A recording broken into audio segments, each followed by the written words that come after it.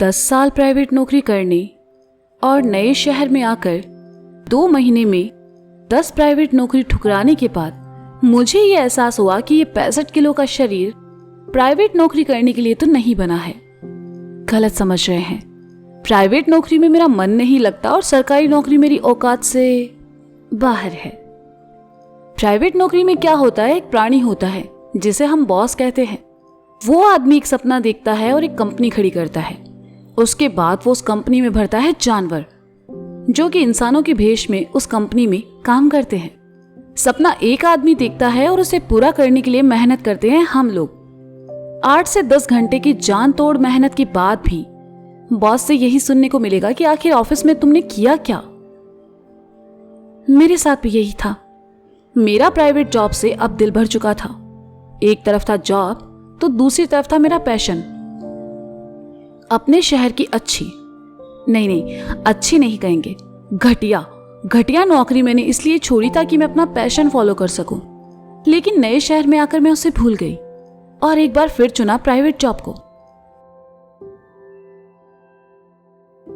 एक तो हम मिडिल क्लास लोग इतने मिडिल होते हैं कि हमें लगता है हमारी जिंदगी की आधी से ज्यादा समस्याओं का हल है पैसा। और ये सच भी है। लेकिन पैसा कमाने की टेंशन में हम अक्सर अपना पैशन ही भूल जाते हैं। मैंने भी अपना पैशन साइड रख दिया और पैसा चुना, क्योंकि लेना था, राशन लाना था और भी बहुत सी जरूरतें थी जिन्हें पूरा करना था। लेकिन इन सब में सुकून नहीं था, वो सुकून जो मुझे मेरे पैशन से मिला। कुछ सालों से वो सुकून मेरी जिंदगी से गायब था।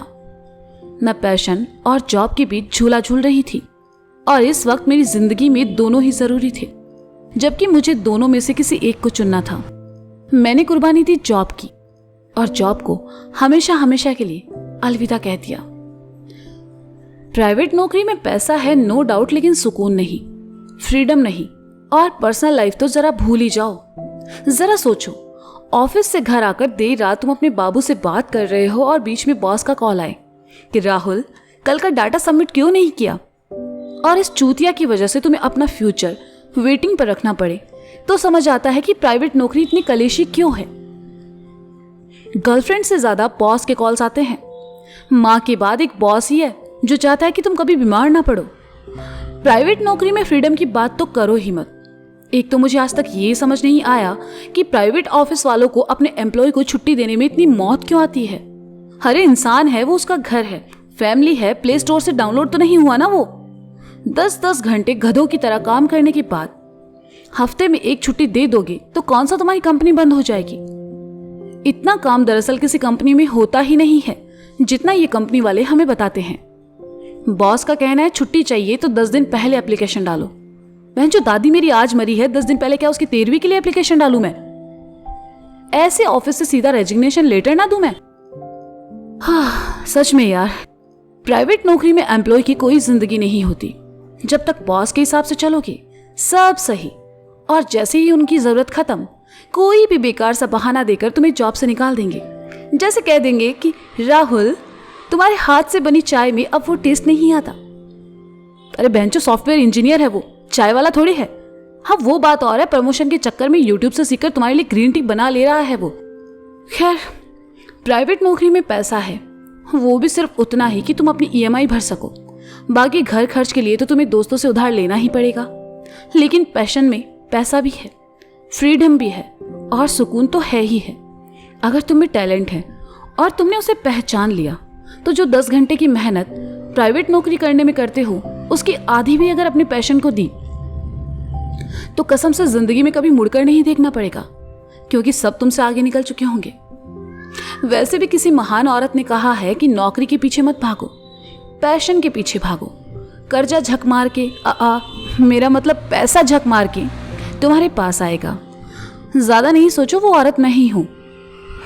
समझने में थोड़ा वक्त लगा, लेकिन समझ आ गया कि जिस नौकरी के पीछे मैं भाग रही हूं दरअसल वो मेरे लिए बनी ही नहीं है। सच्चा प्यार और प्राइवेट नौकरी मेरे जीवन में सिर्फ ख्वाब बनकर रह गया है, जिसे मुझे पूरा तो किसी हाल में नहीं करना।